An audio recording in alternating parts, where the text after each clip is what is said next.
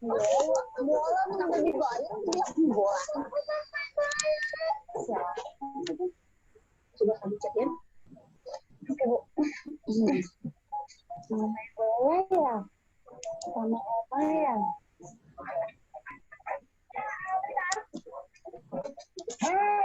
Halo.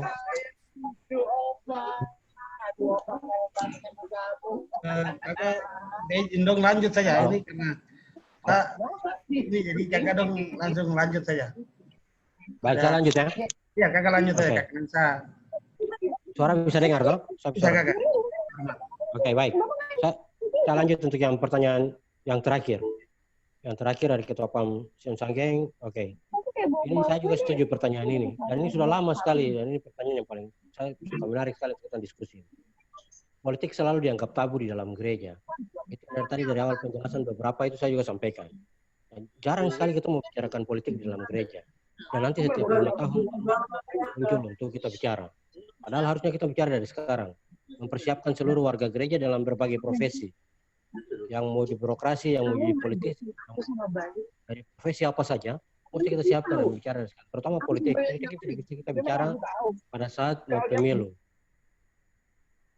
Misalnya kita di beberapa kesempatan kan saya sudah 2 kali ikut pemilu 2014 dan 2019. Gereja kita masih pakai cara yang sama. Besok mau pemilu, besok mau pemilihan, minggu tenang ini baru kita dikumpulkan untuk didoakan. Padahal saya bilang sama ketua klasis, saya bilang sama teman-teman begini, jangan berdoa untuk kami yang caleg. Maksudnya jangan kami saja, tapi berdoa juga untuk penyelenggara yang anak-anak GKI, anak-anak Papua, anak-anak Tuhan ini. Karena dari penyelenggara inilah yang menentukan kita ini mau jadi apa, kita mau bagaimana. Mau jadi baik tergantung orang mau bikin apa kita juga ikut ke situ. Itulah yang membuat kadang-kadang kita bisa jadi segala cara digunakan tuh karena penyelenggara juga punya kewenangan yang sangat besar. Dan penyelenggara ini anak-anak Tuhan, anak-anak GKI. Dan orang setelah dilantik ini tidak banyak yang didoakan, tapi caleg-caleg yang didoakan. Tapi kalau berdoa untuk besok pemilu itu terlambat. Menurut saya tidak. Mesti kita bicara dari sekarang. Dari sekarang ini sudah mempersiapkan untuk 2024, 2029, atau mau 50 tahun, mau 100 tahun kemudian, kita bicara dari sekarang. Dan politik harusnya tidak lagi menjadi hal yang tabu di dalam gereja. Tadi saya bilang, bagaimana melihat konstelasi nasional, produk undang-undang semua yang dibuat dan diputuskan secara nasional ini, dia akan berdampak pada 2 hal saja.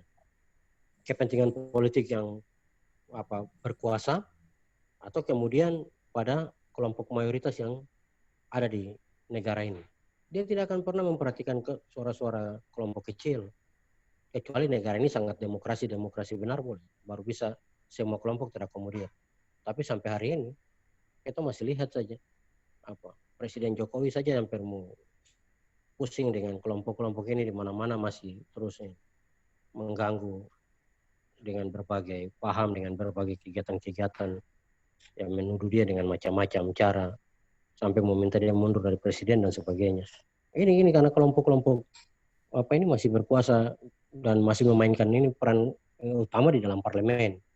Karena keterwakilan, mereka boleh beda partai, tapi dalam ideologi yang sama itu akan didorong untuk kepentingan bersama. Kita tidak terlalu banyak, kita ada di partai-partai nasionalis saja. Dan itu kelompok kecil, suaranya kecil sekali. Tidak mampu atau tidak kuat untuk mempengaruhi keputusan secara nasional. Undang-undang itu kita akan voting, di mana kepentingannya, kepentingan kita atau kepentingan siapa. Ya, sekarang hari ini semua orang bicara tentang otonomi khusus. Otonomi khusus antara ditolak atau dilanjutkan. Suara rakyat di bawah mengatakan menolak. Suara elit dan kelompok tertentu mengatakan dilanjutkan. Negara mengambil jalan sendiri lagi untuk itu. Tidak pernah diperhitungkan. Kenapa? Karena kita kelompok kecil aja. Kekuatan untuk mendorong itu sedikit lemah. Nah, jadi saya sepakat sekali dengan saudara ketua PAM punya ini. Politik ini jangan dianggap tabu untuk dibicarakan. Karena semua sendi kehidupan berbangsa dan bernegara, termasuk kehidupan gereja pun juga, banyak ditentukan oleh keputusan-keputusan politik.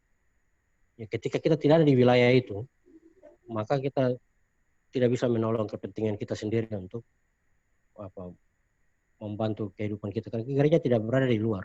Gereja tidak berasal dari sini, tetapi gereja ada di dalam bangsa dan negara yang sangat dipengaruhi oleh kepentingan politik, ekonomi, sosial budaya yang lain. Dan mau tidak mau di Indonesia ini politik masih mengendalikan semua kehidupan kita hari ini. Jadi kita perlu untuk membicarakan ini dengan baik. Kenapa kalau kita tidak bicara, kita hanya menjadi korban saja. Orang lain membicarakan kita, orang lain mengambil keputusan tentang kita. Tapi kita sendiri tidak peduli, karena kita menganggap ini hal yang tabu untuk dibicarakan. Oh begitu. Itu. Jadi ya, saya harap ya kalau kita diskusi ini bisa menjadi rekomendasi ya. Rekomendasi dari PAM GKI supaya kita lanjutkan. Saya selalu mendorong di mana-mana. Baik di organisasi mahasiswa Kristen, pemuda gereja, tapi juga secara ini keluarga, teman-teman, saya sarankan kalau punya niat ke politik dari sekarang dilakukan dan konsisten. Jangan pada saat musim saja ikut mendaftar ke partai, ikut caleg tidak dapat pergi lagi ke tempat lain. Nanti besok mau ini lagi baru datang caleg lagi. Itu menurut saya mesti dipersiapkan supaya jangan orang lari ke sana kemari, tahu dan konsisten untuk mau kemana. Ya tidak ikut rame atau ikut musim saja. Nah, karena itu mesti dibicarakan sekarang. Klaster-klaster politik ini sudah mulai kita bangun untuk didiskusikan.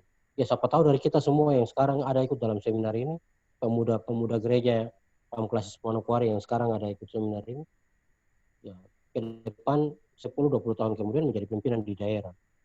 Bupati, gubernur, bahkan bisa mewakili daerah untuk menjadi pemimpin di nasional. Nah, kalau kita tidak siapkan dari sekarang, bagaimana itu bisa terjadi? Ya, mesti kita siapkan. Jadi diskusi ini seharusnya memancing. Ini kan salah satu saja, politik ini salah satu saja. Masih ada banyak wilayah pelayanan gereja yang lain. Tetapi kadang-kadang wilayah pelayanan gereja di bidang politik ini lebih banyak terabaikan. Lebih banyak dibiarkan. Sehingga kita yang jadi politisi juga ya kadang-kadang ikut kita punya mau dan kadang-kadang tersesat. Lihat saja berapa banyak orang Kristen yang harus terjebak dan masuk dalam perangkap KPK, masuk ditangkap oleh KPK. Berapa banyak kepala daerah, berapa banyak SKPD, berapa banyak. Kita bicara Papua daerah Kristen, Manokwari kota Injil. Tapi bisakah kita mencerminkan kehidupan Injil itu seperti apa? Sudah tidak ada orang yang korupsi, tidak ada pemerintahan ini sudah baik, sudah berpihak kepada rakyat, orang sudah bisa menikmati kesejahteraan sebagai akibat dari keputusan politik, pemimpin yang diberikan mandat oleh rakyat, apakah sudah merakyat, sudah melayani dengan baik. Ini kan juga tanggung jawab kita sebagai warga gereja, tanggung jawab gereja juga untuk mengingatkan setiap orang. Makanya saya kira pertanyaan ini menjadi diskusi kita malam ini dan harus dilanjutkan. Karena tidak bisa lagi kita membiarkan wilayah politik itu berada di luar gereja. Harus didiskusikan, harus dibicarakan. Dan dimulai dari sekarang untuk mempersiapkan ini. Karena benar bahwa ini nanti berkaitan dengan kita, tapi malah kita tidak merasa penting dan peduli untuk membicarakan. Ya, saya kira politik ini juga wilayah pelayanan gereja yang harus mendapat perhatian sama banyak dengan wilayah yang lain. Dan jangan dianggap tabu. Nah, kalau saya dengan Pendeta Oscar dan teman-teman, ya kita ini kalau belajar di STT kan cuma belajar teologi saja, tidak belajar politik. Tapi kita jadi pendeta jemaat, kita ada di jemaat, kita memimpin jemaat yang dari latar belakang yang berbeda-beda. Suku, budaya, tapi juga latar belakang sosial politik yang berbeda-beda. Ada yang politisi, ada yang birokrasi, PNS, dan macam-macam profesi lainnya. Bagaimana mempersatukan ini? Kalau kita tidak terlalu peduli dengan politik, ya nanti kita menganggap itu mendapat pemahaman, pengertian yang salah tentang politik, ya juga kayak begini yang terjadi. Semua ini dianggap tabu. Akhirnya kita bicara wilayah yang lain, tapi melupakan wilayah politik. Sehingga banyak warga gereja yang kemudian masuk ke dalam politik, tapi karena tidak dipersiapkan, kemudian tidak bisa menjadi garam dan terang di dalam wilayah politik itu sendiri. Akhirnya terjerumus dan kemudian bisa tidak menjadi pembawa terang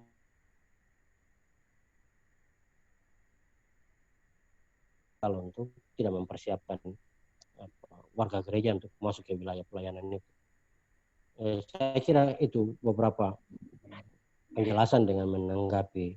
Tapi catatan saya adalah kita mulai dengan diskusi ini, kita mulai untuk membicarakan politik mesti dibangun kembali. Nah, saya ada berapa karena dari awal untuk mengarahkan apa yang saya harus bicara terkait dengan pekabaran Injil dan politik ke wilayah mana.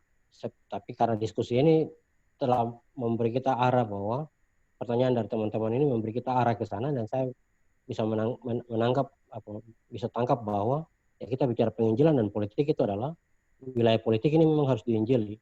Wilayah politik ini kita harus berperan. Gereja harus masuk ke sana. Kalau mau melihat dari pertanyaan teman-teman tadi dalam diskusi ini. Saya kira itu, saya kembalikan waktu.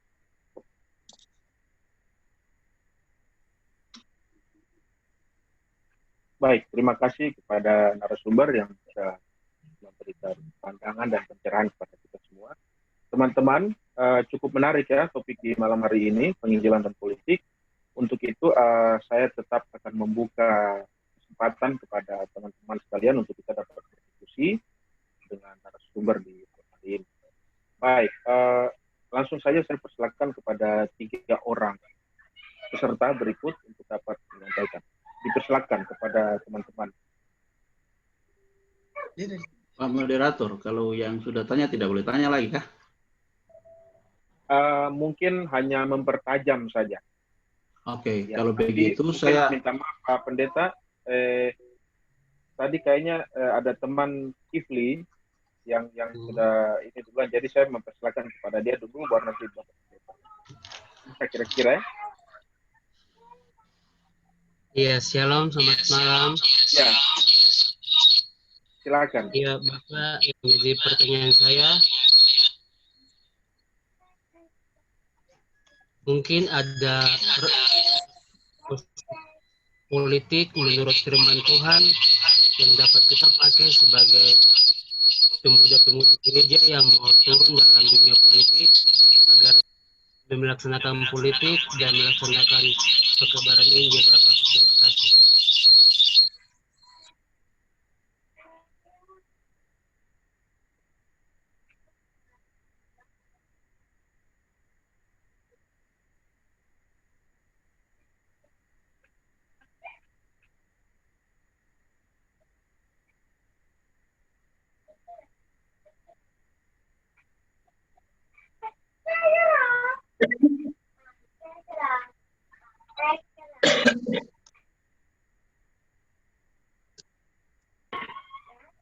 Ya, sepertinya terputus ya. Mungkin saya persilakan pada Pak Pendeta Oscar untuk bisa menyampaikan apa yang hendak disampaikan. Silakan.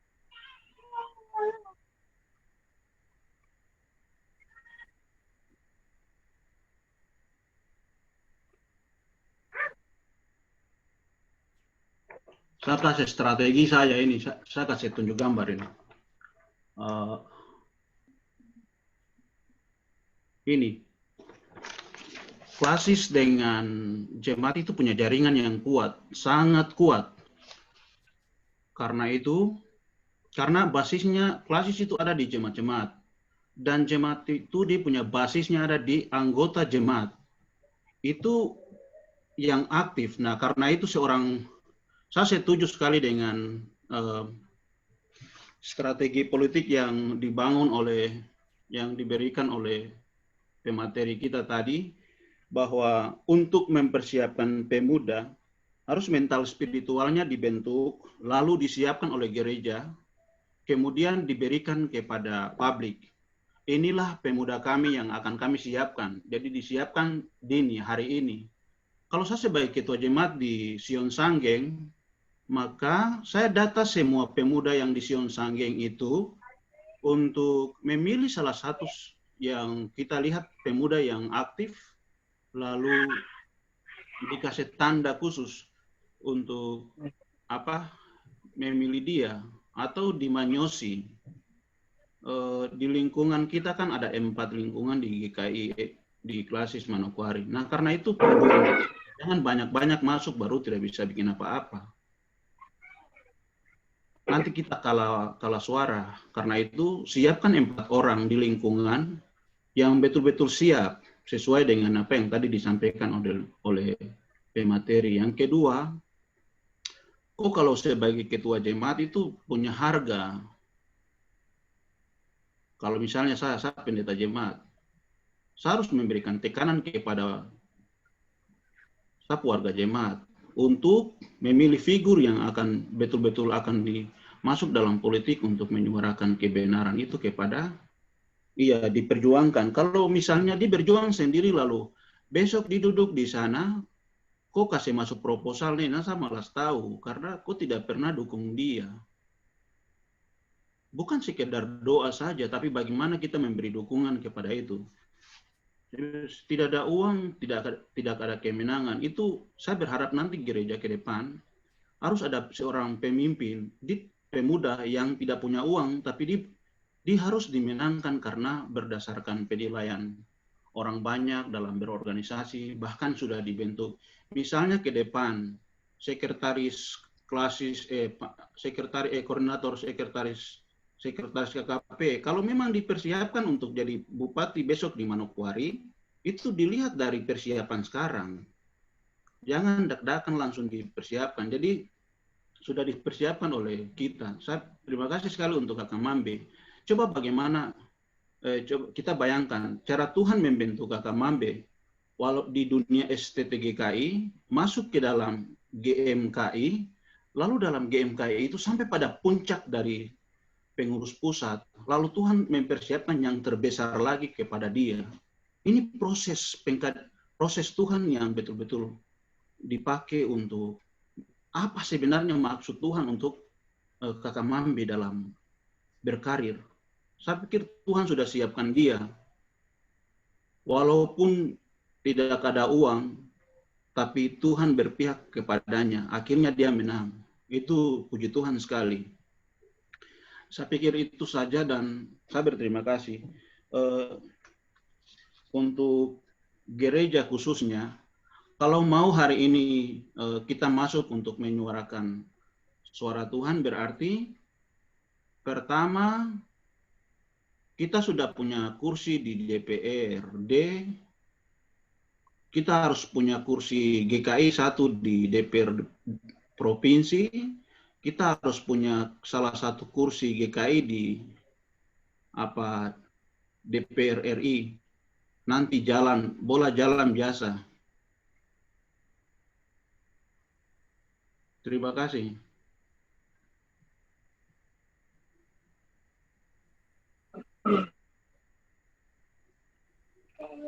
Ya, terima kasih Pak Pendeta untuk pencerahannya juga untuk kita semua, teman-teman. Saya persilakan kembali bagi teman-teman sekalian yang ingin bertanya atau menyampaikan pendapat untuk kita dapat diskusikan sama-sama di malam hari ini. Dipersilakan.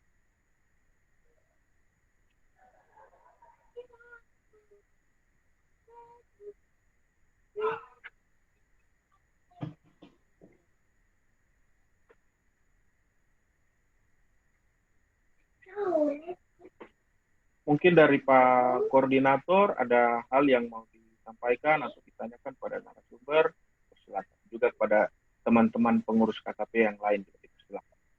Teman-teman, ini adalah kesempatan berharga kita sekali.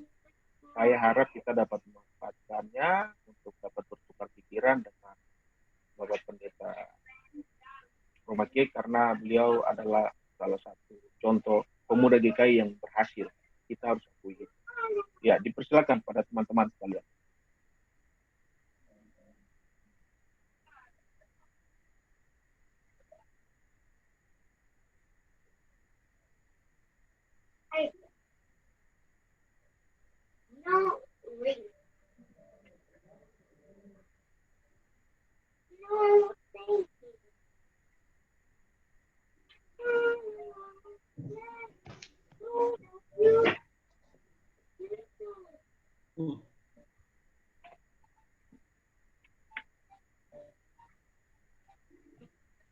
Teman-teman, saya ingatkan kembali waktu kita akan selesai pada jam 10. Sekarang sudah pukul 9.50, sehingga kita punya waktu 10 menit ke depan. Mungkin bisa dimanfaatkan sebaik mungkin, sehingga pertemuan atau seminar kita di malam hari ini bisa bermanfaat bagi kita semua. Ya, dipersilakan pada teman-teman yang mau menyampaikan saran, pertanyaan, atau pendapat.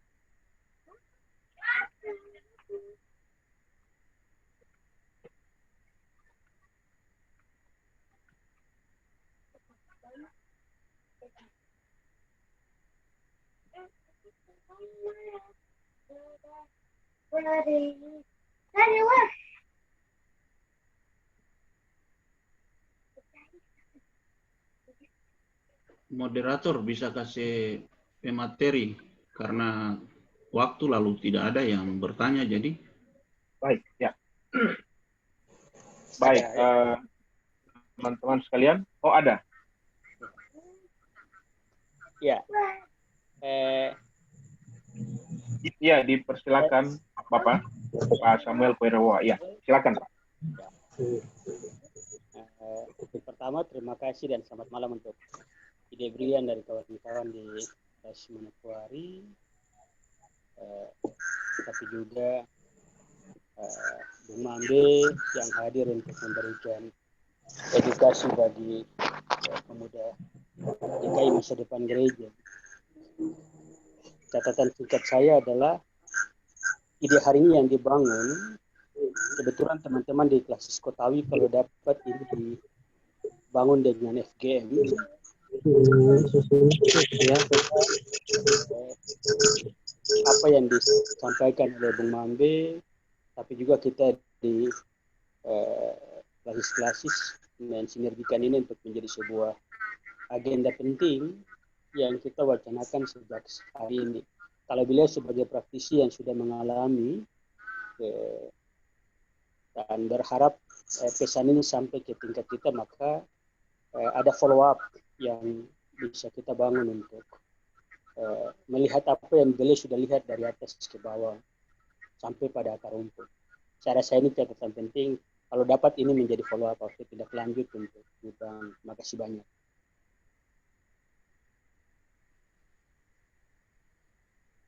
Terima kasih Pak Moderator.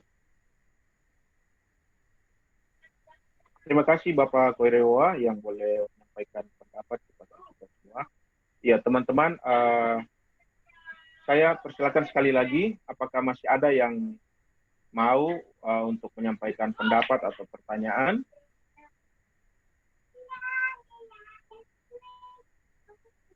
Baik, kalau memang Mau sudah... Ya. Ada yang mau bertanya, Pak? Silakan Ibu Francisca. Minta maaf. Ya, dipersilakan. Ya, terima kasih. Tadi saya sempat dengar Pendeta Oscar, ada satu bagian dari penjelasannya itu berkata bahwa harus berusaha untuk minimal satu kursi GKI di setiap legislatif dari kabupaten, provinsi, sampai RI. Cuma yang jadi pertanyaan saya ini, apakah gereja masuk di dalamnya berpolitik, ataukah gereja memilih orang yang dipilih untuk masuk di dalamnya dalam berpolitik? Saya pikir itu saja.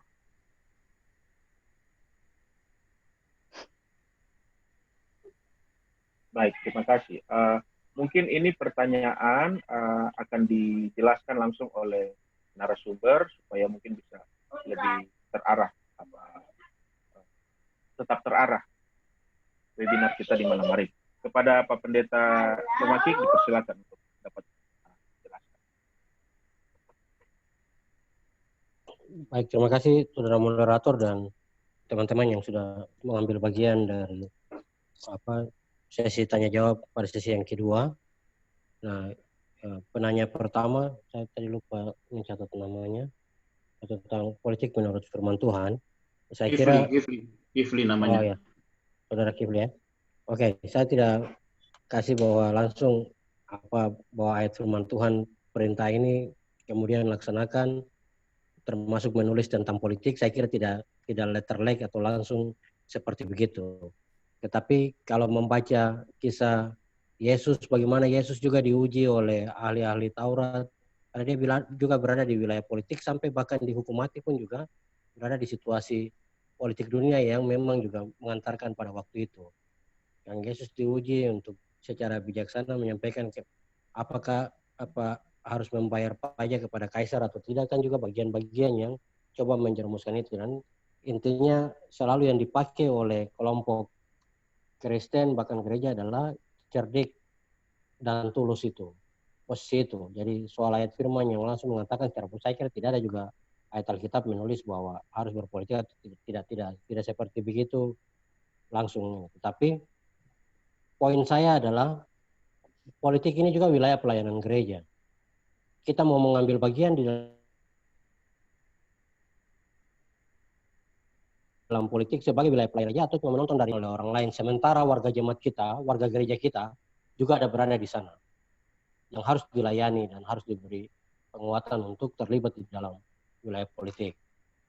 Nah, itu yang menurut saya penting. Kenapa politik harus dibicarakan di dalam gereja? Maksudnya di dalam gereja itu, kenapa gereja juga harus terlibat untuk mempersiapkan kita di wilayah politik, mempersiapkan warga gereja ada di wilayah politik ke sana. Nah, itu yang membuat kenapa kita ada terus di wilayah sana dan banyak juga orang-orang politik yang terlibat aktif di dalam gereja. Makanya tadi dari awal saya bilang, sebenarnya diskusi materi ini jangan saya saja, karena saya sendiri ada di DPD yang bukan partai politik. Akan lebih baik lagi kalau teman-teman yang dari partai politik, anggota DPR, entah di pusat, di kabupaten, kota maupun di provinsi, atau bahkan yang di eksekutif, bupati atau gubernur, kita yang adalah warga GKI. Mereka juga punya pengalaman politik yang bisa membagikan itu dan menceritakan peran gereja dan bagaimana bersentuhan. Kami ini semua bersentuhan dengan gereja. Gereja dalam arti ya institusi maupun jemaat yang kemudian memberi suara itu dan memilih kita. Kalau menceritakan ini kan ini sudah kerja taktis untuk mendapatkan dukungan. Tetapi bagaimana gereja secara kelembagaan, institusi itu mempersiapkan. Ini mungkin sudah bisa langsung menjawab pertanyaan Ibu Francisca untuk yang poin keempat ini, penanya keempat tentang apakah gereja masuk berpolitik atau mempersiapkan itu. Jadi saya pikir juga seperti begitu. Bagi saya poinnya adalah wilayah politik adalah juga wilayah pelayanan gereja. Sehingga keterlibatan gereja bukan mengambil alih semua tugas-tugas politik, tetapi mempersiapkan warga gereja, bahwa warga gereja yang terlibat di dalam politik sebagai politisi, partai politik atau dalam yang berurusan dengan segala macam tentang politik, ya kita mesti mempersiapkan warga gereja kita dengan baik. Yang mungkin juga warga gereja kita yang sudah terlibat di sana butuh untuk ditolong, butuh untuk mendapat bimbingan, mendapat pastoral daripada gereja supaya tidak berjalan sendiri dan kemudian tidak terjerumus untuk hal-hal yang salah. Di politik ini jabatan politik ini banyak godaan. Saya pikir juga pekerjaan yang lain sama saja itu. Ada tantangan dan ini. Tetapi kalau kemudian kita dibiarkan sendiri untuk mengambil keputusan, kita ini stres dengan pekerjaan, banyak tawaran muncul macam-macam dan sebagainya, bisa saja terpengaruh. Ketika kita jauh dari atau dibiarkan untuk sendiri memikirkan menanggung masalah ini sendiri, secara sendiri-sendiri.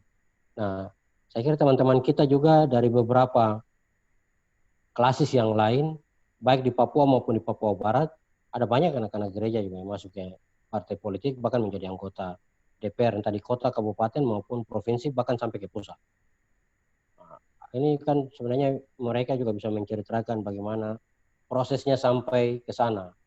Kalau ini dikatakan sebuah kesuksesan, sukses ini kan tidak harus hanya seorang diri atau hanya sendiri.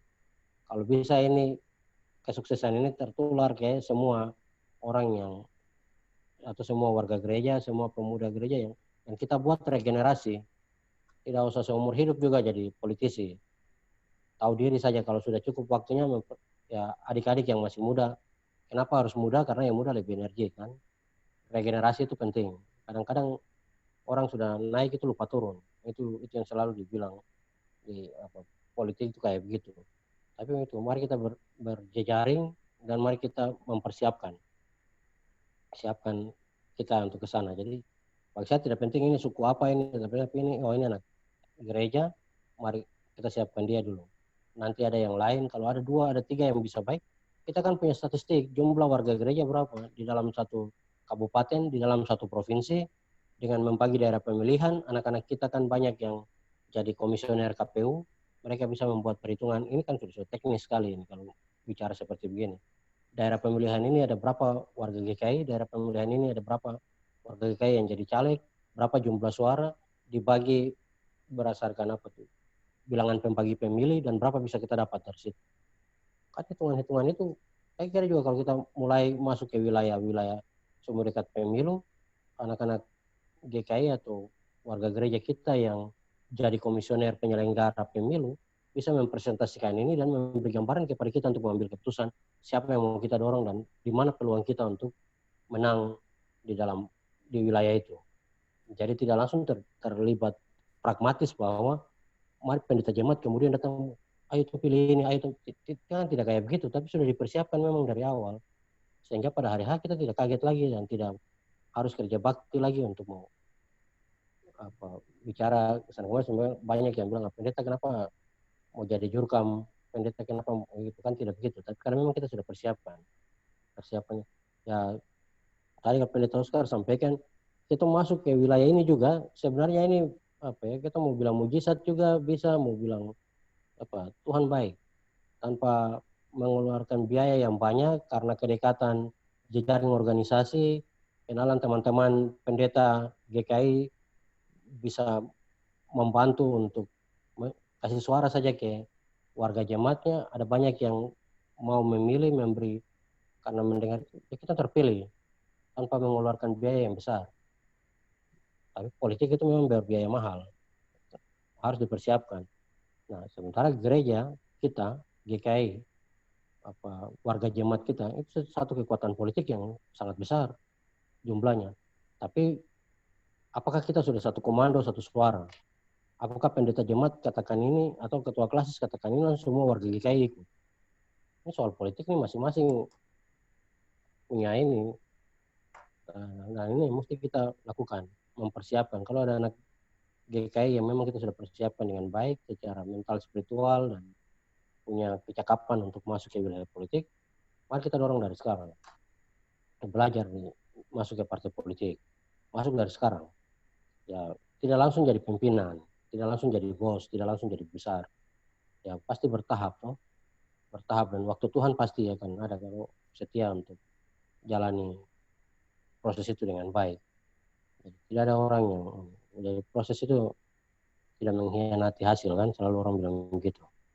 Jadi siapa yang berproses dengan baik dia juga akan mendapatkan itu hasil yang baik.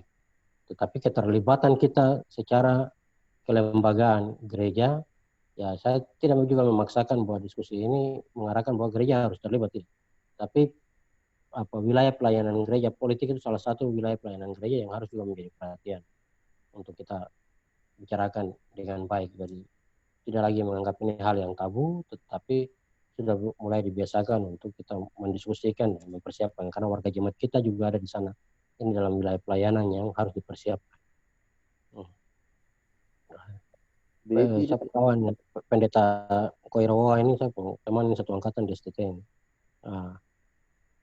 Betul bahwa kita membangun jejaring pemuda Kristen, pemuda gereja, PAM tingkat klasis, forum generasi muda GKI, dan beberapa jejaring lagi yang mesti kita lakukan untuk mempersiapkan anak-anak GKI ini untuk berkarir di mana saja, tidak hanya di politik.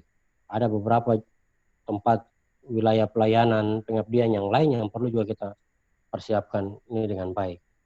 Intinya tadi saya kan bilang, kamu ke politik, kamu kemana kan, nilai kekristenan kita tidak boleh hilang. Paling kuat kan itu, yang penting tidak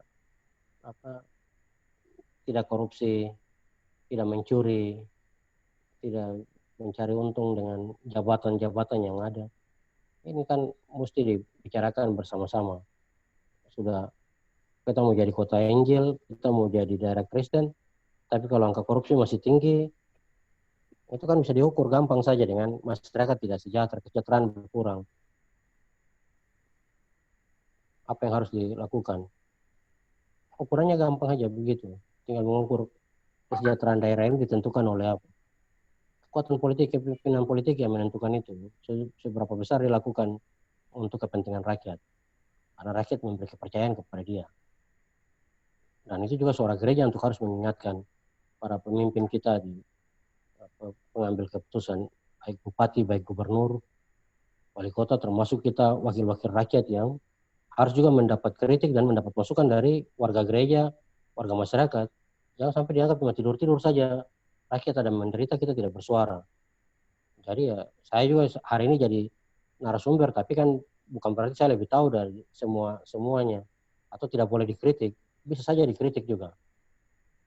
Nah, sedikit menceritakan latar belakang yang tadi sudah disampaikan juga oleh Pendeta Oscar, bahwa ya memang saya setelah dari STT terlibat di organisasi mahasiswa, Gerakan Mahasiswa Kristen Indonesia sampai ke pusat, sampai ke Jakarta, sampai sekarang, dan kemudian kembali masuk ke politik untuk ikut mencalonkan diri sebagai anggota DPD RI.